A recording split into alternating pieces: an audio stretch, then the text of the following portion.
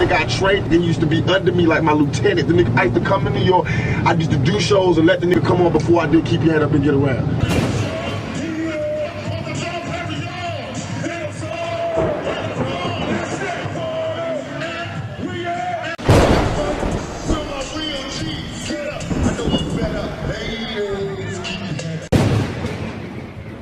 Only Gab can do it like this.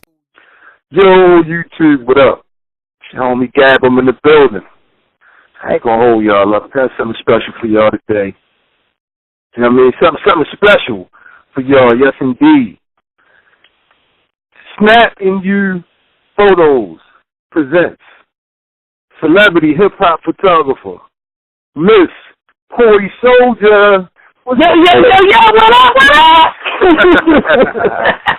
What it do, Shorty? How you doing, baby? Man, let me tell y'all something, man. Corey is hard to catch up with. Shorty, you working. Yeah, I am. Man. I do. For those that don't know, man, Corey started, we can go way back to like hip-hop, the underground hip-hop scene in New York, all the way current right now to Beverly Hills, Los Angeles. A-list celebrity photos, like, all over the place, Miss Lady. Yeah, I am. You know what? God gave me the gifted eye, and I've been using it ever since. Sometimes, we don't know when God gives us a gift.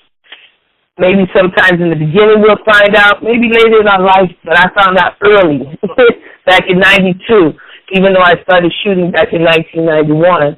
And I've done a lot of things, but God has always brought me back to photography, and I'm still here. Still here and going strong. Man, you got some legendary work, Ms. Sojer. People seeing your photos a million times and would never know it was you. You got people trying to boost your photos and putting them back out there. Let's just give people a point of reference. Are you at liberty to talk about some of the people you shot over the years? I sure am. I said shot over the years. You have to put on a disclaimer so the FBI won't be... Yeah, right. Yeah, a pistol, or Uzi, or the Blicky. I just meant she took photos of them. Is that okay. We shot the shit out of them. That's what we did. Yeah, no, I started back in 1991. My twin and I had a business called Ready for Duty Promotions, where we did like the tour jacket, anything you could promote. And back in the days in the 90s, black music had money. And so we did like the DVD World Tour jacket. We did Bobby Brown's water bottles, hammer jackets.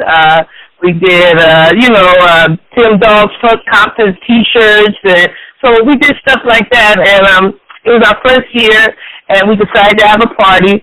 And my twin, who started the whole thing, I ended up naming her Grandma Funk, which is Gramma, short for grammar, because she got shit to say. And we started our Funk Hut parties called Grandma Funk's Funk Hut. And it happened, and we did it every Tuesday from 1991 to 97. And basically that's how I started as a photographer.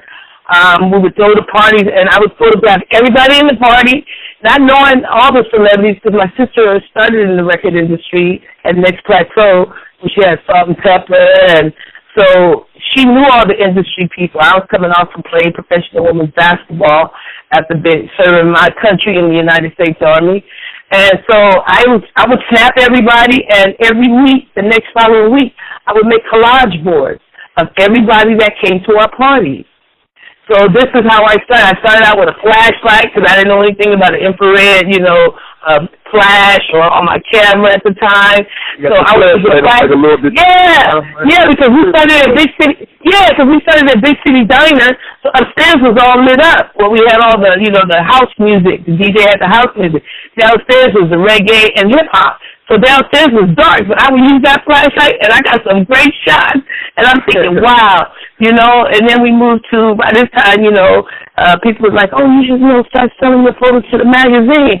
Well, I didn't know how to do that. I didn't even know who to contact, But then I finally got my first photo in Source magazine back in 93, and I had to actually beg Kimoto to put this photo of Tupac and Biggie in the magazine.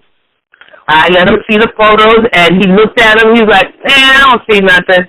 I was like, what are you talking about? I said, this photo right here, Tupac and Biggie, it was at the new music seminar, and Biggie wasn't supposed to be on the stage, and him and Puffy and his entourage bum rushed the stage, and they started playing party and bullshit. And then he said, oh, let me look at the photos again.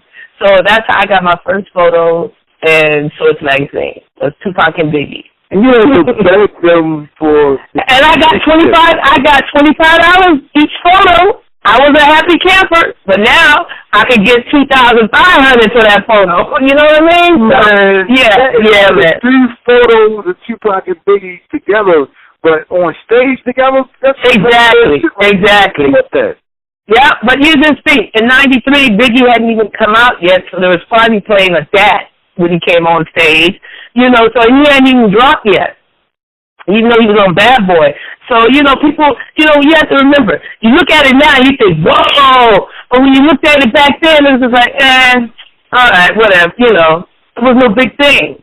But now, it's a big thing, because now you're hearing all the stories, you know, after Tupac got out of jail, went to death row, and now, you know, they think Biggie, when he went to Quad Studios and got shot, and so now you're looking at it and you're thinking, whoa, now I know the story.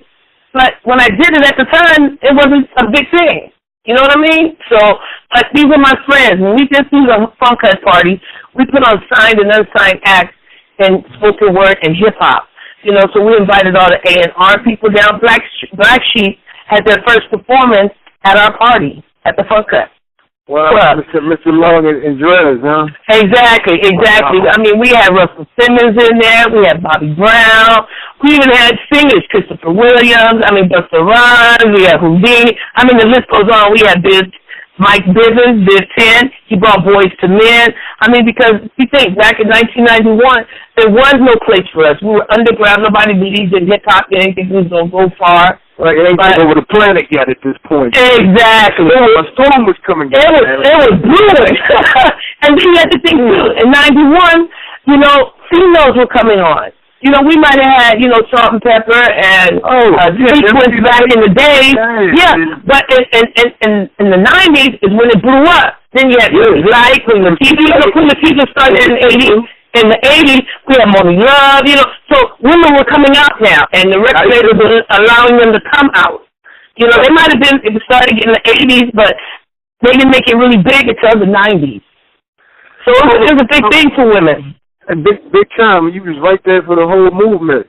Right there. I was growing just like they were growing. Yeah, you were. You got that maniac on the loose. They ain't realized it yet. Okay, and you know, you have to remember, a lot of these young kids think, you know, it's the paparazzi, we chasing you down. It was none of that. We didn't have no step and repeat. We might have walked on a red carpet to get into the party because it was on the floor, but we didn't have any of that. I was shooting film. So, you know, you had to hope that your photos came out and you had your camera set right, you know what I mean? Because then you had to wait to get your film developed to find out if you did that right. Not like now with digital cameras, you can look and say, oh, wait a minute, let's do that again, my lighting. Right. You know what I mean? So, yeah, and when we would go to, like our first party we were invited to was A Tribe Called Quest, their album release party, you know. So that's when people started inviting us. After they started coming to our party, we started getting invited to their parties. Man, Corey, there's so much history you witnessed. You was able to capture a lot of it with your camera, you know what I mean? Let me tell you, I'm sitting here scanning negatives because, you know, back then you kept your negatives, but you never really scanned them. I'm scanning negatives now. I've been scanning for the last maybe 2.5 years. That's how many negatives I have. I could shoot 10 rows of film at an event. Puffy's birthday party at Roseland in 1994. And that shows you that Tupac, Biggie, and Puffy were still friends. Because they all stayed together. Still was hanging out. They were still hanging out, yeah. I just think that, you know, I guess maybe you could only have one king in New York. I don't know. I can't really say, and I'm not going to get into why people started dissing Tupac in New York, or why they even tried to bring him down. You know, I wish he almost would have stayed in jail and paid his time and maybe got a little humble instead of selling his soul to the devil. You know what I mean?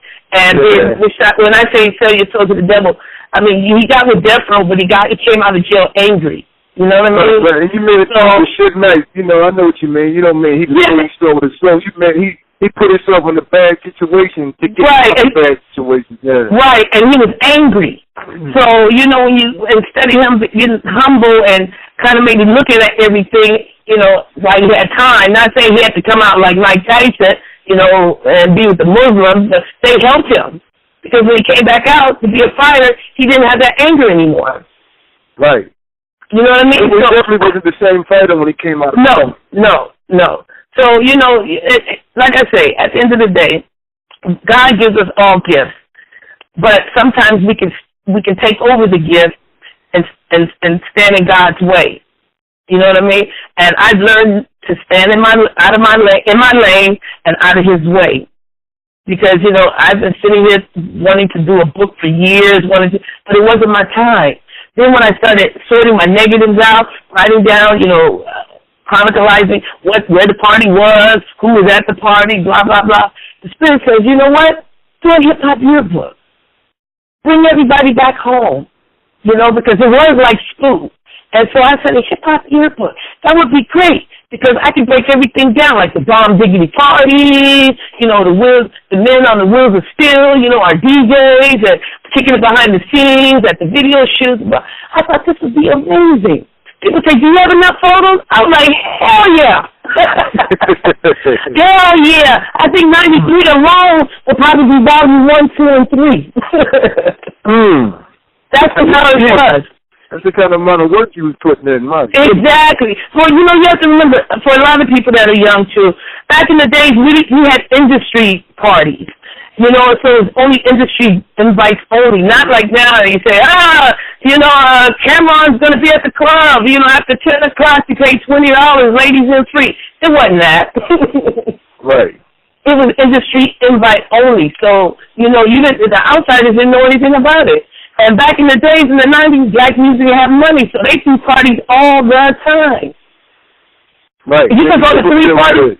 Yeah, you can go to 3 parties in one night because they had so many artists, you know, and at the end of the day, everybody would go and support one another. After a while, everybody knew each other. After a while, nobody didn't mind standing, you know, cool, take our photos.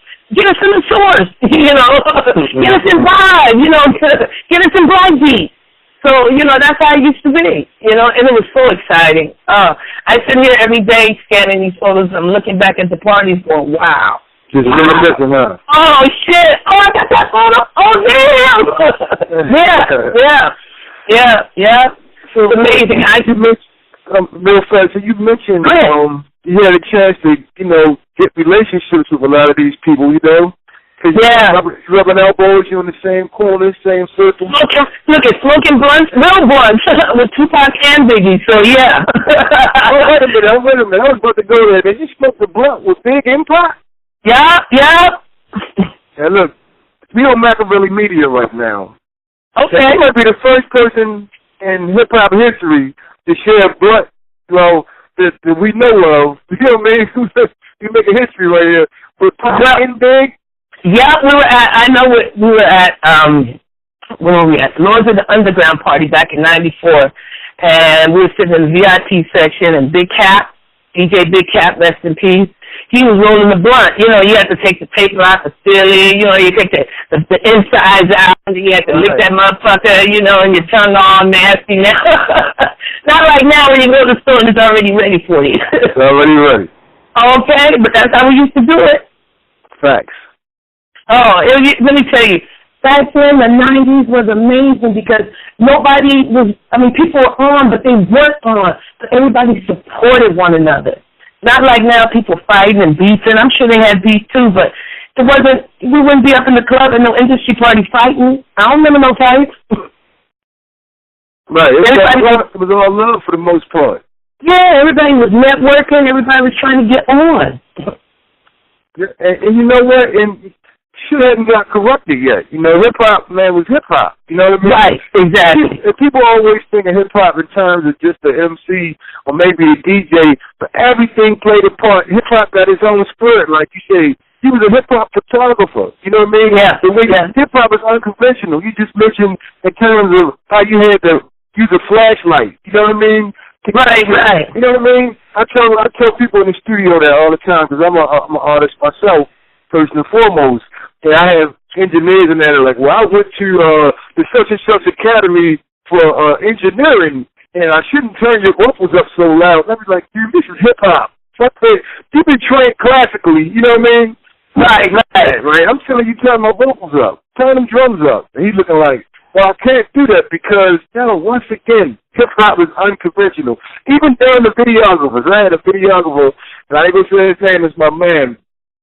He wouldn't film my sneakers. I had some crazy days, right? I was like, yo, you got to get my feet for a video I was shooting. And he kept stopping at my, pants leg and my fucking ankles. And I'm like, I'm looking back at the film like, wow, you keep cutting my feet off, dude. He was like, well, I went to school for this, and if I film down at you, that means the camera's superior to you, but if I film up at you, that means you're superior to the camera. I like, hip-hop is fast. Yo, be creative, dude. Be creative. And I swear I don't think he got my feet. But back to you. But see, that's where people, one thing about hip-hop, the underground or the industry itself, it's a God-given gift. And what it teaches you is to be self-taught. Yep. You teach yourself how to dress, you teach yourself how to rap, you teach yourself how to do whatever you need to do. So even as a photographer, I had never been to school. I'm still self-taught. You know what I mean? But you learn. I would look at my photos and be like, okay, I need to do this and do this. You know what I mean? I didn't even know anything about a shutter speed. I mean, if I had the internet, I probably would have been able to find out, but there was no internet. I couldn't afford to go to a class because here we are running our business ready for duty, and we're running the business to Funk Cut. So that's money already being taken from one, put into the other. People don't understand that. When you start a business, sometimes it takes 5-6 years for you to really make money, because when you make it, you got to put it back in. Right. So there would be times, when I couldn't afford to get my film developed, but the spirit said to me, Corey, listen, go buy the film. I would hear that in my head. Go buy the film. So I get on the A train, head on down to Canal Street. I buy at least maybe 10 rolls of film for $1.50. I couldn't get them all developed, but I would have whatever I needed. I shot still on film. When I moved to the LA in 2008, I got all that film I couldn't get developed at the time because it was so expensive to develop. I spent $400 on film from the 90s. And I'm so glad the Spirit told me to go get the film regardless, because I could get it developed later. And when I got those developed, I was like, yeah, look at that, there's one DMC, you know what I'm saying? So sometimes we hold ourselves back. Sometimes people that go to school are just school knowledgeable. You're not street knowledgeable. You need to have both. You have to have both. I mean, now I go online, if it's something I don't know, I'll go and research it. I did take some courses, when I was in New York, and even the teacher thought I was, trying to bullshit her, because I was already doing what was being taught. I just didn't know what to call it. I didn't know how to name it. Right. But at the end of the day, that's why I tell people, as a photographer, I keep my camera up all the time, because with hip-hop, as soon as you bring your camera down and they're performing on stage, they're going to do some shit, and you're going to miss it. You're going to miss it. You better take a picture. Just like when Tupac and Biggie came out on stage together, and they weren't supposed to come out on stage together. Sylvia Rowan introduced Tupac. He came out on stage, and the next thing you know, Biggie and his old entourage just bum rush the stage. She's trying to get them off. By this time, I'm click, click, click, click, click, click, click, click. So they get into the song party and bullshit. Biggie gets a champagne bottle, he shakes it up, he sprays it on the crowd, he drinks up. Next thing you know, he slips on the floor. The music stops. But listen, so he slips on the floor and he lays down. The music stops. All of his entourage on stage are looking over at him. I'm clicking my ass off. Click, click, click, click, click. Then he pops up. The music comes on. And bullshit. Oh my God! I wish I was videotaping instead of shooting. But because I kept clicking, if I put all my photos together of that scenario, it would look like a video. You know what's so dope about that? Tupac talk about that a million times, how he would stop his show and let Biggie be party and bullshit in the middle of it. And I seen him do it on some video footage, and they was acting like a fight broke out. Yeah. Yo, y'all stop that, you know. But it was all choreographed, you know what I mean? But it was exactly. But it was dope though. So you witnessed that, took pictures of it, and do you have any like untold Tupac stories, Corey, about like around this time when all this was going on? Well, you know, just that time when we smoked that blunt, we got to talk a little bit. He showed me his new tattoo he got, his Outlaw tattoo, and after that situation, we sat and we talked, we were smoking and stuff. When he got up to get out of the VIP section to go into the crowd, you saw his whole demeanor start changing. You know, I don't know if he put on that shield, you know, like motherfuckers is fucking with me. So I think things were starting to happen. This is in 94. So after that, I never really saw him anymore because I guess whatever was starting to happen was happening. You know, the rape charge, the this, the that. So things were starting to happen. You know, so... So sitting down with Tupac, what kind of soul was he? You know, the little bit of time you talked to him, how would you describe Tupac as a Oh my God, sit down? He was cool. He was such a cool brother. You know, he was just like, yo, Corey, check out my tattoo. Take a photo of it. You know, so when I sat with him, he was a cool brother. He was down to earth. You know, he's one of those kind of cats that you would, he would be like your brother. Mm-hmm.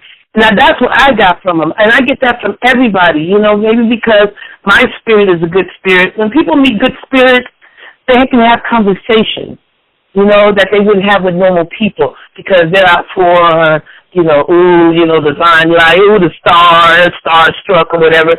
But he was such a good soul. And, I really hate that he had to go down this way.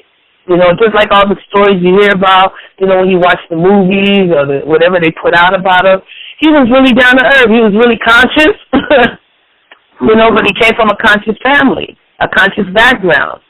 You know what I mean? So I love the brother. He gave me and my twin love. I have a beautiful photo of him and my twin at Puppy's birthday party, And his spirit, he didn't mind. He would come down. He'd start talking to everybody in the club. Once again, industry parties, and I would take photos of him with everybody. And he was just giving everybody love. That's how he was. He wasn't, I'm the biggest asshole, I'm better than you. There was none of that. None of that at all. Wow.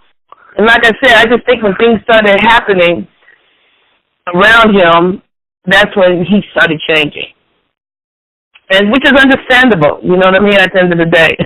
I guess if it was happening to me, I'd probably do some shit too, you know what I mean? So, yeah. I sure miss that brother. Did you get a chance to talk to Biggie and him? Oh, yeah, Biggie used to come to our fun cut parties. I got a photo with him with Goody Mob. He brought Little Steve with him. Once again, Big Cat brought him. Rest in peace, DJ Big Cat. So I know Biggie was cool. All of them was cool. Everybody loved me and my twin. Maybe because we was putting on the fun cut parties. Maybe because, once again, we had cool spirits. Absolutely. Like I said, when you have a good aura around you, when people step into your aura before they even speak to you, they can already drop their guard. Yeah, definitely. Just like when, this is a spiritual world, you know what I mean? A lot of people realize this thing's moving around us all the time. Right. You meet a complete stranger and y'all just don't click. They might be working at the drive-thru, or you might be in line at the store, and y'all just automatically just bump heads, like they real rude to you. You know what I mean? You're like, damn, right. Person. That's because the spirit is different. You know what I mean? Like, hate the clash. But when two good people, that's why they gel easily. You know what I mean? Right. And sometimes when you do meet that person that's opposite or is angry or mean, it's because they're feeling your aura, and sometimes they're envious of that.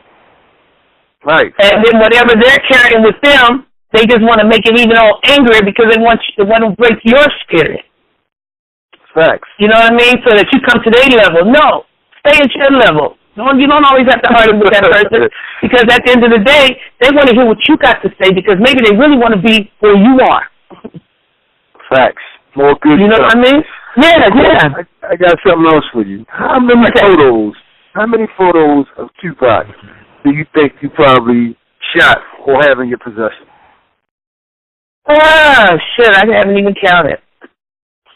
Is that many? I haven't even counted, yeah. But, you know, you've probably seen a lot of them, like, in these documentaries and stuff. Usually it's the same ones. I try to keep the ones I love to myself. Right. But, yeah, I got quite a few. Wow, man, your story is so amazing, you know. Yeah, I love to hear these stories because, you know, I can see them. I can see the story while you're saying it. You know, right. I'm right into your eyes. I had the flashlight in my hand and shit. Okay. Then I grew up, and then I got one of those coal miner daughter ones. We call it the coal miner's daughter. So you could strap it around your forehead and pop the light up. But you know, it's like Malcolm X says, by any means necessary. There's no reason why. But that was back in the days. Now you can go out and buy digital shit and stuff. I'm talking about in the 90s when we didn't have money to go out and buy it. That's why a lot of black people didn't let their kids go do photography or ice skating or anything that cost money. Because we can go play basketball because we all can put in $2 each to go get a basketball. We all can play football. Yeah. Go straight up on the trees. Exactly. Or shoot that motherfucker. Exactly. But when it came to photography and all that, you had to buy the camera, you had to buy the flash, you had to buy the film, you had to buy the lenses. Shit, we couldn't afford all that. No. But I remember after starting to sell my photos to Source and Vibe and Black Beat, I went out and bought my first lens, long lens, zoom lens, and I was a happy camper. Until I went to Bobby Brown's and Shabba Ranks concert at Madison Square Garden, and usually they have you go into the pit and you can shoot, 3 songs, and then you have to come out. So I'm on my way out, and we had just made water bottles for Bobby Brown for his concert, and I see he picks up one. So I'm taking a photo, click. Just one photo for our advertising and promotion. That's what we do. All of a sudden, I hear somebody say, "Give me your fucking camera." And it's dark now because the show's going on. So I'm thinking, did somebody say something? So I'm still walking towards the guy. The guy says, "Give me your fucking camera." I'm like, who is saying that? I looked up. This 300-pound security guard jumps up at me. So I don't take it. No. One of Bobby Brown's security guards. He's trying to take Bobby Brown's security guard. That's what I said that. He could be. I need to research him. Next thing I know, he comes jumping on top of me trying to take my camera. I bend over because I just watched the movie Beaches. And Bette Miller told her, look, the kid took a photo of her, and she said, "Give me your camera." And he gave it to her, and she took the film out. So my sister said, "Would you ever give your camera up?" I said, "Hell no." So when he jumped on top of me, I was trying to go for his balls, because I'm like, no, motherfucker, for one, I just bought this motherfucking lens, and it cost a lot of money. And you ain't taking it, you ain't breaking my camera. So at the end of the day, the security from Madison Square Garden came and broke it all up, and we never got my camera. Wow. But after that, I said I would never be abused again by a male, because I was already being abused physically and verbally at times by the male photographers, because I didn't understand that they were doing it for business. They were already submitting to magazines and stuff, big time, posters and this and that. I'm shooting because these are my friends. All I know is that I had a calling, and it was for me to be a hip-hop photographer at this time. Now, I can't say I'm just only a hip-hop photographer, because now I shoot A-list celebrities in Hollywood. I did SAG, the Grammys, the MTV, the American Music Award, so I can't say that, I'm just a photographer for hip-hop, but that's where I started. Here I am. Working on my first book, working on my first exhibit. I even have a T-shirt line out called The School of Hard Knocks in Hip-Hop, where I put, because I'm doing the hip-hop book from the year 91, 93, I made a collage of some rappers, and artists, I should say, because it's not just all rappers. I mean, I got Usher with Wendy Williams on there. Hate to say it, I got R. Kelly, but, hey, at the time, we didn't know. Right. Yeah, I got TLC, I got Mary J. Blige, so I even have my T-shirt design on my motorcycle, which you'll see. Man, I got to get one of them T-shirts. Tell everybody where they can find you. I can. You know what I mean? Yeah, baby, if you want to order, if you want to order a T-shirt, go to www.snapandyouphotowear. Let me spell it. SNAPNU PHOTOWEAR.com. Snapping you photos, baby, all the time. Snapping you. Okay, snapping you. And if you want to see my photos, which is not a lot of hip-hop stuff on there, only because people are stealing my shit and I'm stealing their asses, you can go to www.snapnupotos.com. SnappingyouPhotos.com. Yo, that's what it is. Cool, man. I'm so proud of you. Oh, thank you, baby.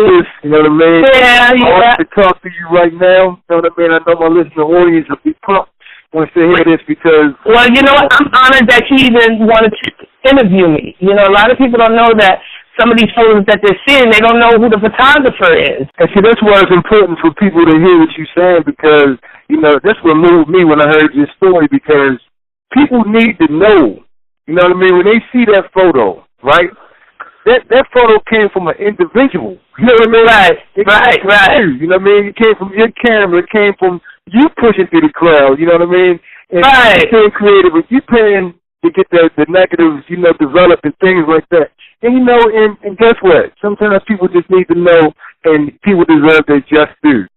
Hey, Troy, thank you so much for dropping these jewels on us, hitting us over there. Yeah, baby, no problem. I'm going to send you some images, too. I'm going to send you some photos so people can see who I am. Absolutely, got you. We could do this all day. But we got to wrap it up, unfortunately. Corey, no worries. Anything you want to say to, my listening audience and to the public in general before we roll up out of here? Yo, Corey Sojer, Snapping You Photos is coming live to you. Stay tuned. The exhibit's coming. The books are coming.